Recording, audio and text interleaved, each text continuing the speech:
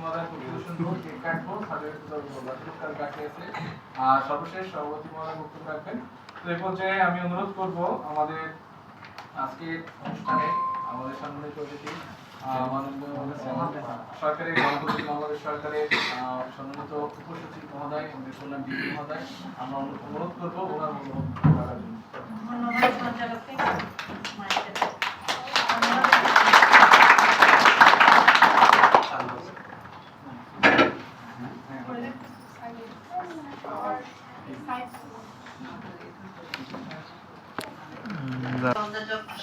সমাপনী পর্বে উপস্থিত আছেন বিভিন্ন পর্যায়ের অতিথিবৃন্দ এবং আজকে আপনারা জানেন এতদিন জেনে ফেলেছেন যে আমাদের কৃষি বিপণন অধিদপ্তর কর্তৃক কৃষি বিপণন অধিদপ্তরের আয়োজনে এবং আমাদের পার্টনার প্রকল্প মিলে আসলে এটার হোস্ট এবং আমাদের এখানে ফাইনালি বিশুদ্ধ অ্যাগ্রো লিমিটেডের আয়োজনে কিন্তু তাদের মাধ্যমেই তারা যত লজিস্টিক সাপোর্ট থাকা খাওয়া এই ধরনের ব্যবস্থাপনাগুলো তাদের মাধ্যমে হচ্ছে।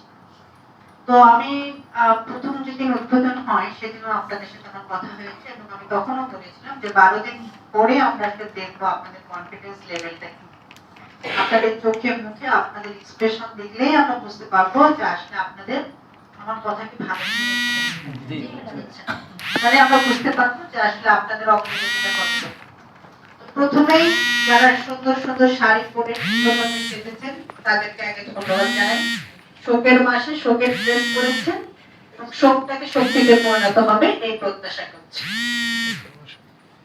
আর এখানে আমি প্রথমেই জানতে চাই আপনারা আজকের পর থেকে যারা এখান থেকে চলে যাবেন তারা আজকের পর থেকে কারা কারা কাজ শুরু করবেন, আমি হাত তুলব।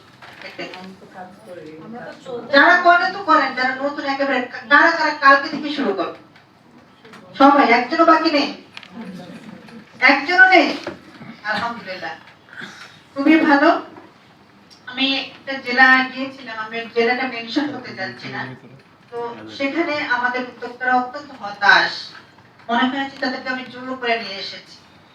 তাদের আরো অনারিয়াম দরকার, তাদের আরো সম্মানী দরকার, তাদের আরো কে দরকার। এইভাবে কি উদ্যোক্তা হওয়া যায়? উদ্যোক্তা হতে গেলে আপনাদের মাইন্ডটা অনেক ব্রড। অনেক জায়গায় আছে যে আপনাদের টাকা দিয়ে ট্রেনিং দিতে হয় উদ্যোক্তা হওয়ার জন্য। তো আমাদের এখানে উজ্জ্বল দৃষ্টান্ত হচ্ছে আমাদের এখানে কমলেশ বাবু, উনি অলরেডি বলেছেন যে আমাকে উদ্যোক্তা হতে গিয়ে আমাকে অনেক কষ্ট করতে হয়েছে, অনেক অনেক কঠিন কঠিন পথ উত্তরাইতে হয়েছে। আজকে কিন্তু আপনাদের মতো উদ্যোক্তা বানানোর ক্ষেত্রে সে ভূমিকা রাখছে। আমি উদাহরণটা দিতে চাইলাম এই কারণে যে আপনার নিজস্ব সেলফ মোটিভেশন থাকতে হবে। আপনারা 12 দিন ব্যাপী ট্রেনিং এ আপনাদের শুধুমাত্র গিয়ে কাজ করবেন, ট্রেনিং নেবেন, এটা কিন্তু উদ্দেশ্য না, এখানে অনেক উদ্দেশ্য আছে। এবং আমি জানি যতটুকু বুঝি যে আপনারা এর আগে এতদিন লং ট্রেনিং কেউ করেন করেছেন, কেউ একজন করতে পারেন, বেশিরভাগই 95% আমি মনে করি যে কেউ করেন। তো এই 12 দিন ব্যাপী ট্রেনিং এ আপনাদের যে জিনিসগুলো আপনাদের মানে আশা উচিত বলে আমি মনে করি সেটা হচ্ছে আপনাদের মোটিভেশন। আপনারা এখানে অনেকেই যে গোপালগঞ্জের অনেকে আছে কাজ একেবারেই করেননি, নতুন উদ্যোক্তা, হয়তো ছোট উদ্যোক্তা, কিংবা হয়তো ভাবছেন কিছু করবেন। এখান থেকে আপনি মোটিভেশন পাবেন, এখান থেকে আপনার মাঝে এত উদ্যমতা কাজ করবে যে আপনি ওই যে বললাম না আমি প্রথমে যে কালকে থেকে কাজ শুরু করবেন। আপনি একটা দিনও সময় নষ্ট করবেন ইচ্ছে করবে না আপনার। আমি চুয়াডাঙ্গায় গিয়েছিলাম, এক মেয়ে সে বলেছে যে আমি চিন্তা ভাবনা করেছিলাম যে আমি 9 বছর আগে চাকরি করব, তারপর আমি উদ্যোক্তা হিসেবে নিজেকে প্রতিষ্ঠিত করব, কিন্তু এই ট্রেনিং এ আমার মনে হয়েছে যে আমি একটা দিনও নষ্ট করব না, আমি গিয়ে সাথে সাথে কাজ শুরু করব। তো আমি যেটা প্রত্যাশা করি আপনাদের ট্রেনিংটা মানে শুধু এই ট্রেনিং না, আপনাদের এখান থেকে মোটিভেশন নিতে হবে। আরেকটা হচ্ছে এক্সপেরিয়েন্স গ্যাদার। এই যে এখানে অনেকে কবুতর আপা, তারপর আরো পরে আপা আছে, এরা কিন্তু সফল বিজনেসম্যান, সফল ব্যবসায়ী। তাদের বিউটি টিপস নিয়ে তারা কাজ করে, অন্যান্য ব্লগ মার্কেটের সাথে সাথে তারা কিন্তু ফুড প্রসেসিং নিয়ে কাজ করছে এবং অনলাইন অফলাইন বিজনেসে তারা অনেক সফল। তো এইখানে যখন অনেকে সফলতার গল্প শুনবেন এবং অনেকে দেখবেন যে ওনাদের আন্ডারে 50 জন 60 জন 100 জন কর্মচারী আছে, আপনারা কিন্তু এখান থেকে একটা এক্সপেরিয়েন্স গ্যাদার করবেন। দ্বিতীয়ত হচ্ছে আপনারা অনেকে যেমন ওনারা কিন্তু অনেক বড় বিজনেস অলরেডি চালাক, তারপরও এখানে এসেছে। তারপর কারণ অনেক কিছু কৌশল যেটা ওনারা হয়তোবা জানতেন না, এই কৌশলগুলো কিন্তু ওনাদের কাছে আরো স্পষ্ট হয়েছে, ক্লিয়ার হয়েছে। তৃতীয়ত হচ্ছে আপনার নিজেদেরকে সম্মানিত বানানো। আমি এর আগেও বলেছি যে আপনারা যখন এখানে আসলেন, আপনারা কিন্তু অলরেডি আমাদের কৃষি মন্ত্রণালয়ের দপ্তরে কিন্তু লিস্টেড, আপনাদের নাম ধাম আইডি ভোটার আইডি সব আছে।